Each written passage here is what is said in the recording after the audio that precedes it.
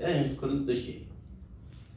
이래서 사무엘은요 사사시대의 마지막 사사였고 또 왕정시대의 첫 예언자였고 뿐만 아니라 대제사장이기도 하였던, 그때는 대제사장이라는 제도가 없으니까 대사제라고 합시다.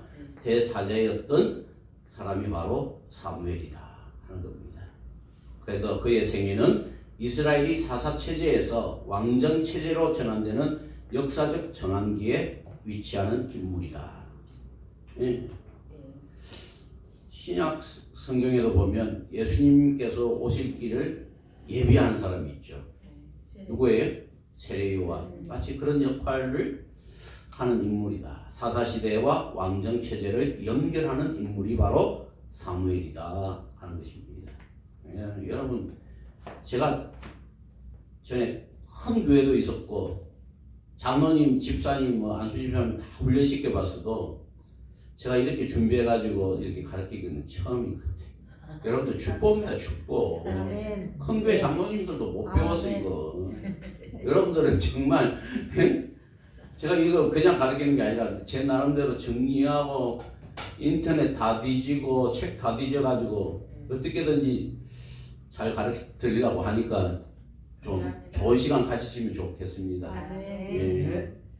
제가 이제는 뭐 가르칠 데도 없고 오라는 데도 없고, 응? 여러분들 만나는 복입니다. 예. 자, 그러면 사무엘에 대해서 사무엘상 1장 2장 우리가 성경을 다 찾아보면 좋겠지만 성경은 집에 가서 숙제로 찾아보시길 바랍니다. 자, 그 다음에 그럼 사무엘은 부모님이 누구예요? 엘가나와 한나. 예, 에브라임 지역에 거주하는 레위 지파 가문 소속이죠. 예. 그래서 이 엘가나가 장가를 2번 갑니다.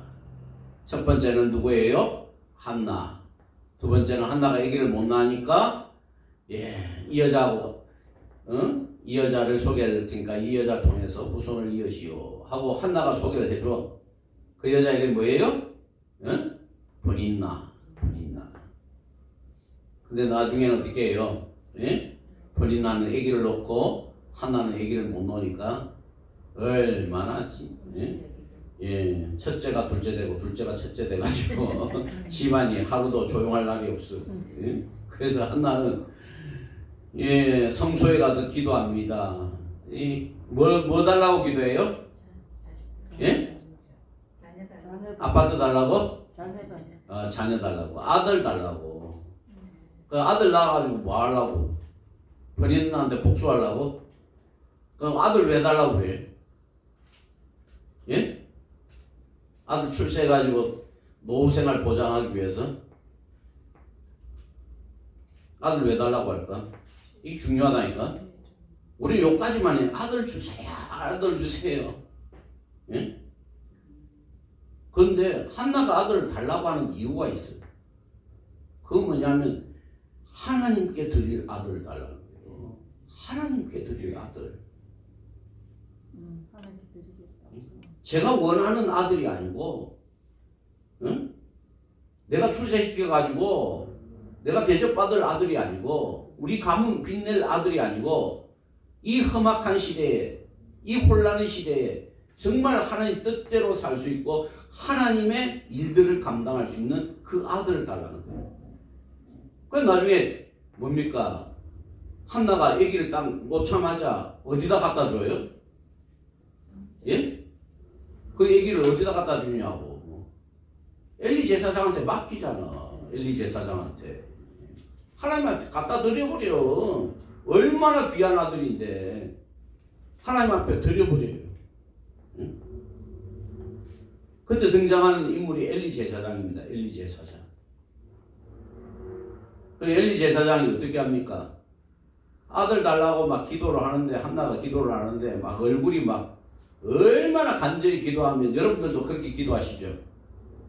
얼마나 기도했으면 얼굴이 울그리죽죽한 거야 그냥. 그리고 완전히 막 얼마나 입으로 부러지셨으면 막 옆에 가니까 막 뭐 한잔 퍼마신 여자같이 막 하는 거예요. 그러니까 이 엘리 제사장이 뭐라고 그래요? 응? 어디서 술을 마셔와가지고 신성한 장소에서 지금 뭐 하는 거냐고 지금. 응? 여러분 영적으로 어두워지면 이렇게 되는 거예요. 응? 지는 거룩한 제사장이라고 막 세상의 사람을 이렇게 판단할 수 있어. 응? 야, 내가 한나 참 대단한 여자라 생각. 응? 모 교회 권사님 같은 삐끼 가서 그 다음부터 예배당 안 와. 응? 한참 퍼마시지도 않았는데 와가지고 지는 퍼마실지 모르지만 지그 새끼들 퍼마시는 건 상관 안 하고, 기도 열심히 하는데 와가지고 막 얼굴을 쭉쭉하다고 지하고 뭐 비슷한 사람인 줄 아나. 어디서 먹고 와서 투정하냐고 막. 응? 웬만하면 안 온다니까. 시험 들어가지고 입을 뒤집어 쓰고 있지. 신방 가도 안 와.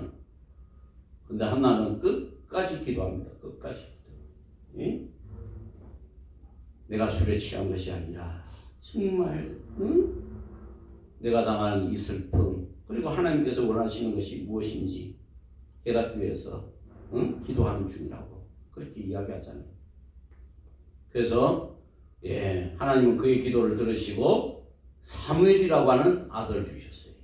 사무엘 뜻은 따라서 해봅시다. 하나님이 들으셨다. 하나님이 들으셨다. 누가 들으셨다? 하나님이 들으셨다. 여러분 기도 누가 들었으면 좋겠어요? 하나님이 들었습니다. 그래요. 아멘입니다. 아멘. 근데 예수님 당시에 바리새인들은 누구 들으라고 기도해요? 동네 어귀에 딱 서가지고, 사람들 왔다 갔다 하는 그 자리에 딱 서가지고 누구 들으라고 기도해요? 사람들 들으라고. 내가 가만 보면 주일날 멋들어지게 기도하시는 분들 보면 평소에 기도 별로 안 하시는 분들이 멋들어지게 원고를 잘 작성해가지고 기도를 잘 하더라고요. 공중기도도 잘해야 되지만 하나님 앞에 개인적으로 드리는 골방의 기도를 잘 하시기 바랍니다. 사람에게만 보여주려고 정말 목소리 좋네, 기도 내용 기성전결 확실하네, 그 소리 100번 들으면 뭐해? 하나님이 들으셔야지. 골방에 들어가서 하나님께 부를 수 있는 그 기도, 하나님 그 기도를 듣기를 원하시죠. 그래야 안 그래요?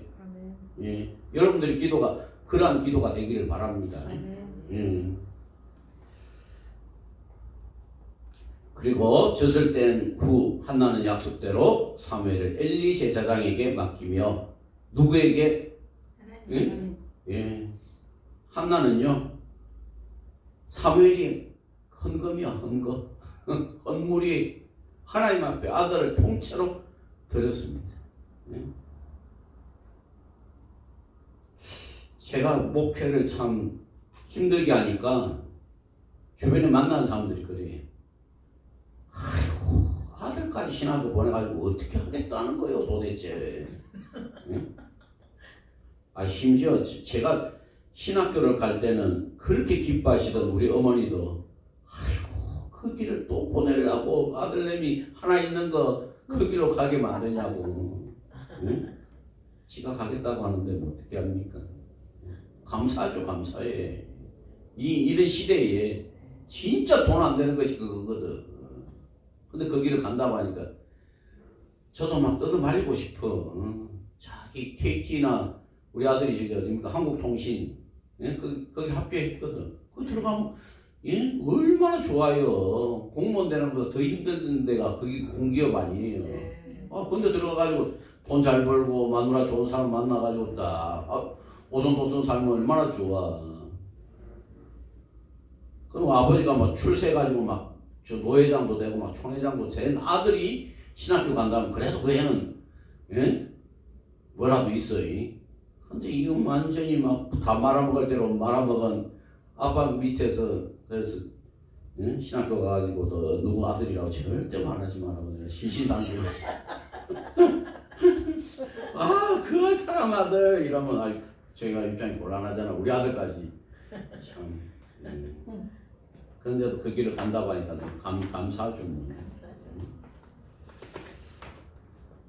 그래서 젖을 뗀 후 한나는 약속대로 사무엘을 엘리 제사장에게 맡기며 하나님께 봉헌했다는 것입니다. 그리고 하나님과 사람 앞에 은총받는 아이로 자라게 됩니다.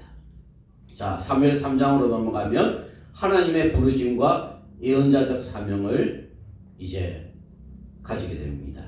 어린 사무엘이 성막에서 자고 있을 때 하나님이 3번 그를 부르시죠. 엘리의 조언에 따라서 처음에는 막 누가 부르는지 막 헷갈려. 그죠?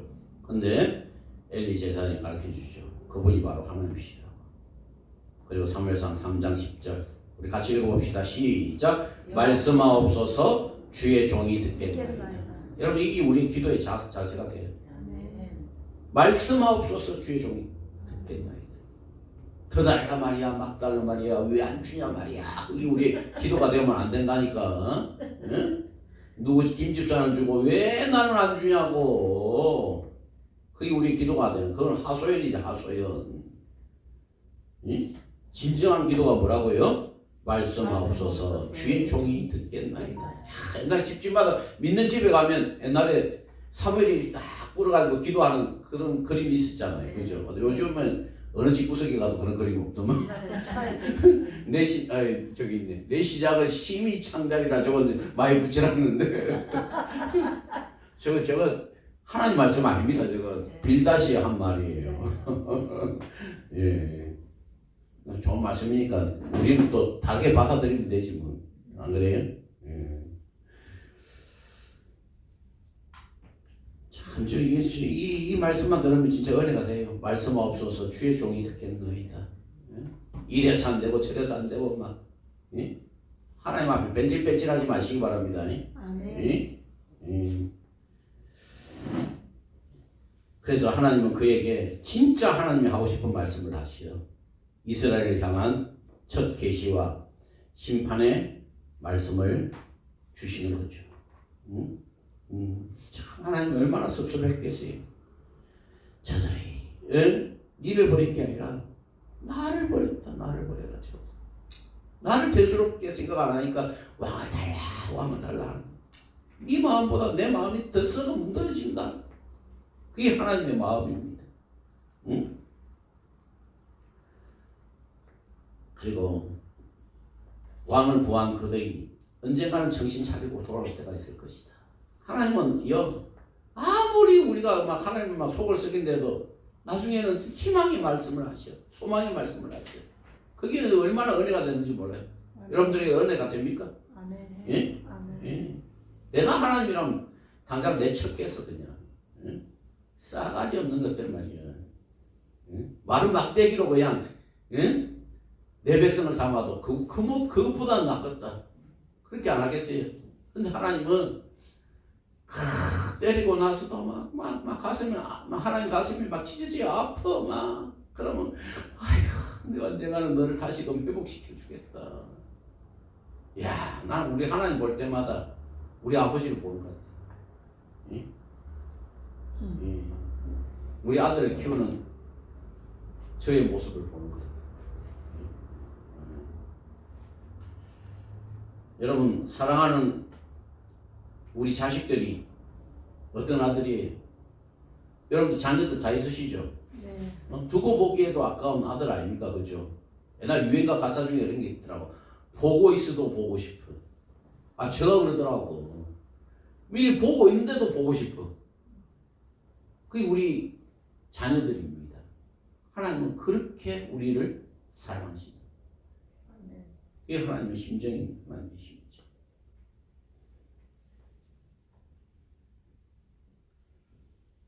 그래서 하나님은 사무엘로 하여금 온 이스라엘에 이 사무엘을 하나님의 공식적인 선지자로 세워서 5군데죠. 5곳을 돌아다니면서 이제 하나님의 말씀을 전파하는 사람으로 삼으십니다.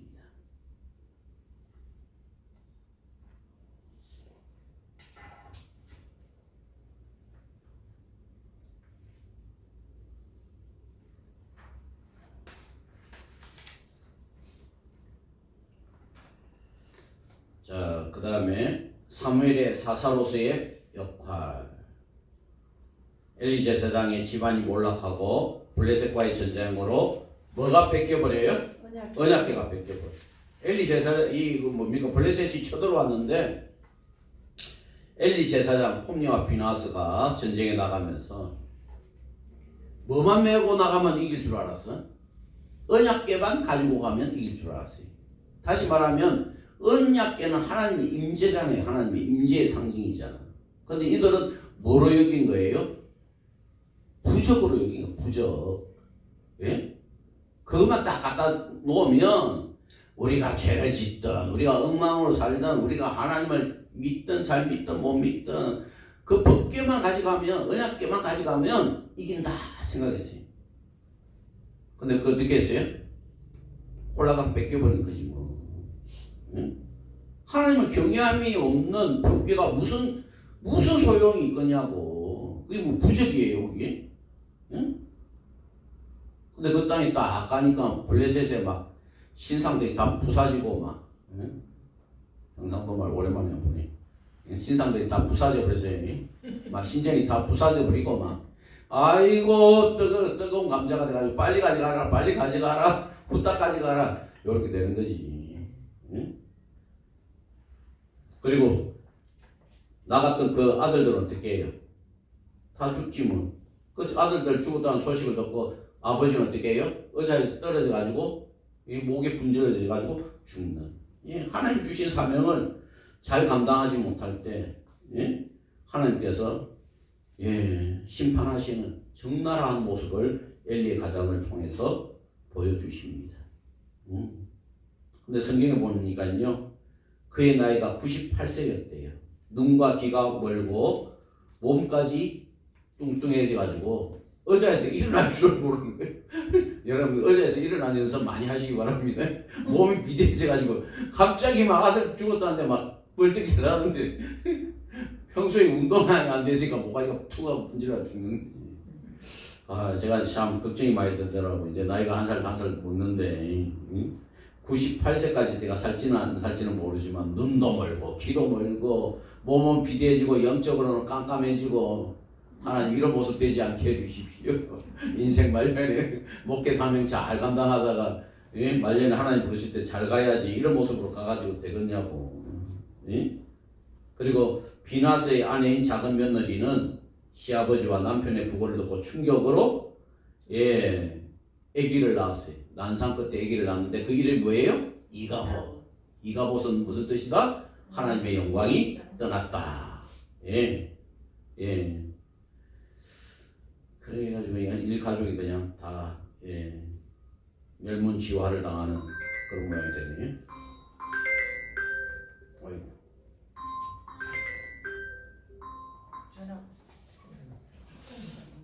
그 다음에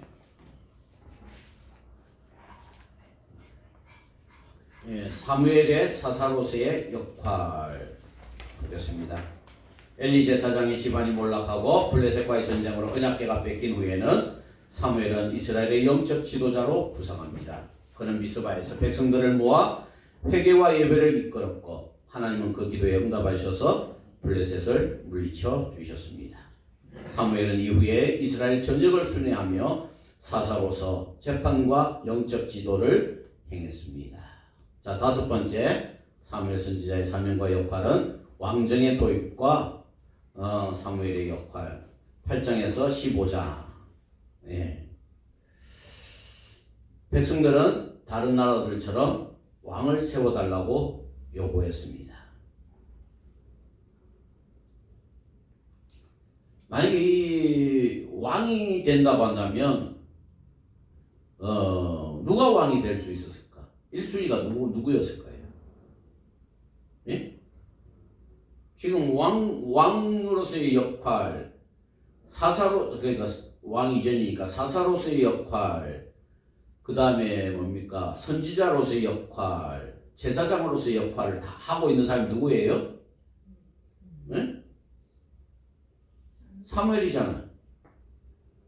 그러면 이때는 이 뭡니까? 자식이 다 아버지 가업을 이어받습니다. 지금 일본이 그러잖아요. 일본은 지금도 정치인 집안에서 정치인이 나오지 다른 집안에서 정치인 안 나옵니다. 자민당 아버지 할아버지가 다 정치했던 사람. 지금 수상도 마찬가지고 전에 수상도 마찬가지고 그 전에 수상도 마찬가지고 지가 아버지 지가 할아버지가 다 정치했던 사람이니까 나오는 거예요.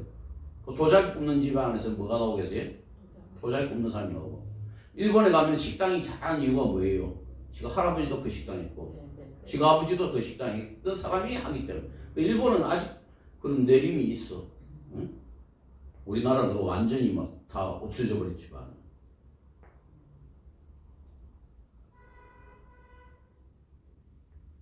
근데 이 뭡니까? 사무엘의 자식들이 어떻게 해요? 왕이 될 사람이 있어요, 없어요? 한 사람도 없어. 요엘과 아비야 완전히 아버지는 이렇게 대단한 선지자인데 대단한 사사하고 대단한 제사장인데 자녀들은 뭐예요? 한결같이 악을 밥 먹듯이 하는 놈.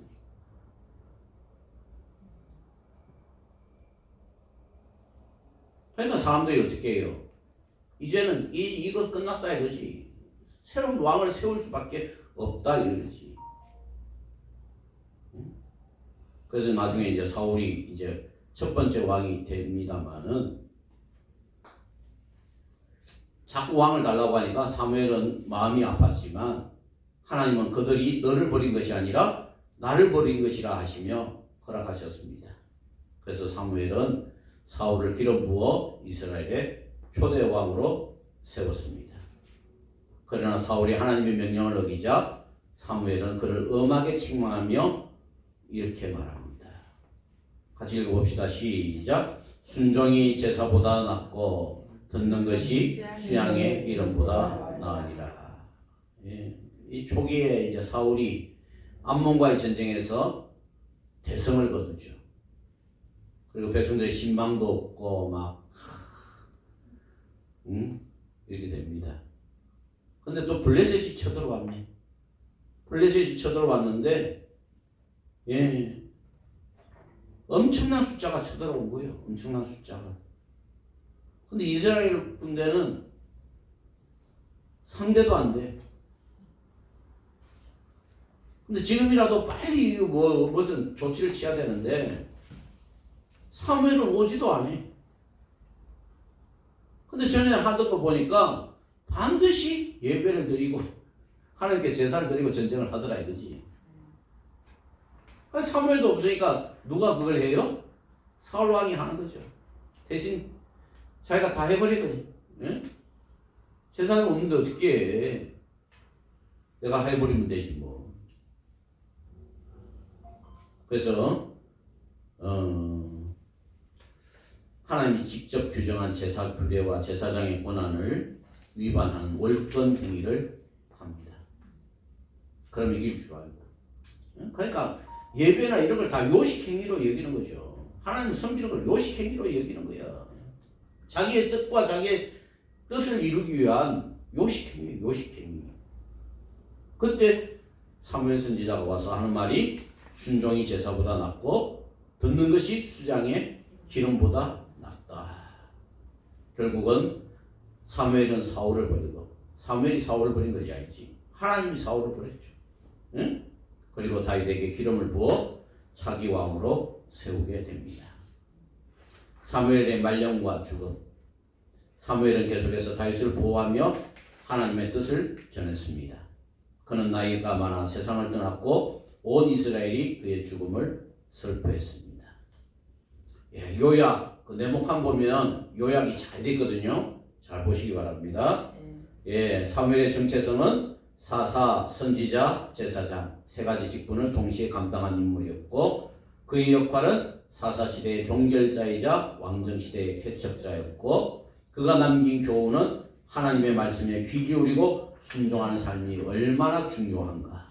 그리고 그가 남긴 신앙의 유산이라고 한다면 회개운동, 예언자적 전통의 확립, 다윗 왕조의 기틀을 마련했다. 그래서 결론은 사무엘은 하나님이 찾으시는 청중하는 종의 전형을 보여주고 있다.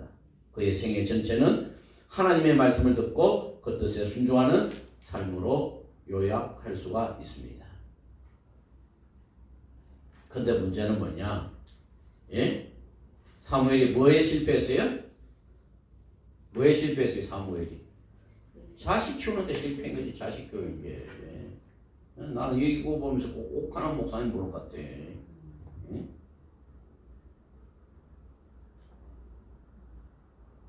사무엘은 하나님 찾으시는 청종하는 종의 전형입니다. 그의 생애는 하나님의 말씀을 듣고 그 뜻에 순종하는 삶으로 요약됩니다.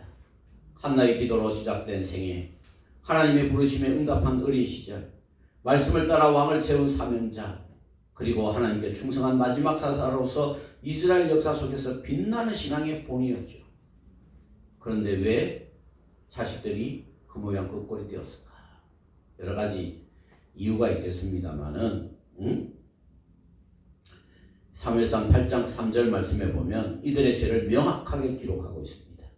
그의 아들들이 자기 아버지의 행위를 따르지 아니하고 이익을 따라 뇌물을 받고 판결을 굽게 했다. 요즘 저 위에 계신 분들하고 많이 비슷한 것 같아요. 예. 첫 번째는 사사직의 세습과 자격입니다. 사무엘은 늙어서 이스라엘 전역을 순회하며 재판하기 어려워지자 자신의 아들들을 브엘세바에서 사사로 세웠습니다. 그러나 사사직은 본래 하나님의 특별한 부르심과 영적인 능력을 통해 감당해야 되는 것이지 세습되는 것이 아닙니다. 오히려 사사로 세워가지고 나라가 더 엉망진창이 되어버린 거예요. 아무리 옳은 아버지라도 자식이 자질이 없고 달란트가 없으면 안 해야 돼, 안 해야 돼. 억지로 시키면 나라 말아먹는 거예요, 그냥. 사무엘이 비록 좋은 의도로 아들들에게 직무를 맡겼을지라도 그 아들들은 이 막중한 직책을 감당할 영적 자질과 윤리적 기준이 빵점. 그들은 아버지의 유명성과 권위를 등에 업고 오히려 자신의 이익을 추구하는 데 집중했다. 여러분 지도자를 잘 세워야 돼요. 우리 대한민국이 이번에 좀 정신 좀 차렸으면 좋겠어. 응? 지도자가 얼마나 중요한지 몰라요. 두 번째는 권력의 유혹과 도덕적 타락. 요엘과 아비야는 사사의 자리에 앉아 뭐를 받고 뇌물을 받고 판결을 굽게 했습니다. 이는 하나님의 율법이 엄격히 금하는 행위였으며 공의를 실현해야 할 사사의 본분을 완전히 저버린 것이었습니다. 아마도 그들은 아버지의 그림자 속에서 스스로의 능력을 인정받지 못한다고 느끼거나 권력의 달콤함과 물질적 유혹에 쉽게 빠져들었을 가능성이 많다는 것입니다. 세 번째는 뭐냐? 부모의 바쁜 사역과 자녀의 양육의 관계. 이 우리 목회자의 딜레마입니다. 사무엘은 일평생 이스라엘의 영적 정치적 지도자로 진짜 바쁘게 살았습니다. 전국을 순회하며 하나님의 말씀을 가르치고 재판했으며 전쟁 시에는 백성을 이끌었습니다. 이러한 과도한 사역에 자녀들을 직접 양육하고 돌보는 데 충분한 시간을 할애하지 못했을 것이라는 추측이 가능합니다. 엘리 제사장의 경우처럼 사무엘 역시 자녀들의 일탈을 뒤늦게 알았거나 그들의 행동에 단호하게 대처하지 못했을 수도 있습니다. 아무리 훌륭한 부모라도 자녀의 개별적인 성품 형성과 내면의 성장에 깊이 관여하지 못하면 자녀는 어떻게 해요? 삼천포로 빠질 수가 있다는 거예요. 그런데 우리 목사님 가정은 뭐 염려 안 하셔도 되겠네요. 목사님보다 믿음이 훨씬 좋은 것 같아요. 나 우리 사모님이 눈물을 내기 찍으면서 어쩌자고 그런 데를 보내가지고 말이에요. 그런데 선교사님이 잘 감당하고 왔잖아요. 하나님께서 귀하게 쓰실 줄 믿습니다. 그래서 자꾸 부모 탓하면 안 돼. 네 자유의지 때문에 그랬던 거다. 이건 누구의 죄도 아니에요. 지가 잘못해서 그래. 여러분 우리 그게 너무 빠지면 안 돼. 그 뭐 옛날에 책 있었잖아. 거기. 부모의 죄가 유전된다는 걸 무슨 책이 있었잖아요.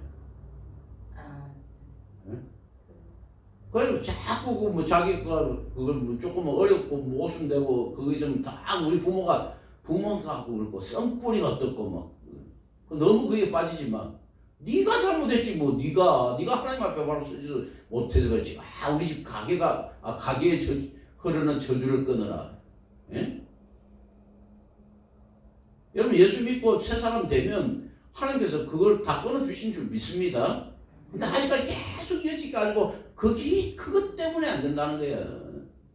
그럼 예수 그리스도의 보혈은 다 어디 갔어? 출장 갔습니까? 자꾸 조상 탓하면 안 돼. 부모 탓하면 안 되고. 부모가 그리 할지라도 하나님께서는 나를 사랑하신다. 나를 붙들어 주신다. 나를 통하여 새로운 역사를 펼쳐나가길 원하신다.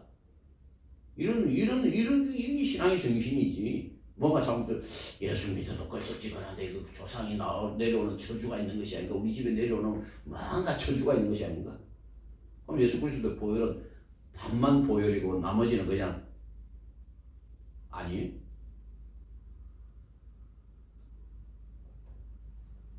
그러니까 우리가 이것 때문에 막 사무엘을 너무 탓해도 안 되고,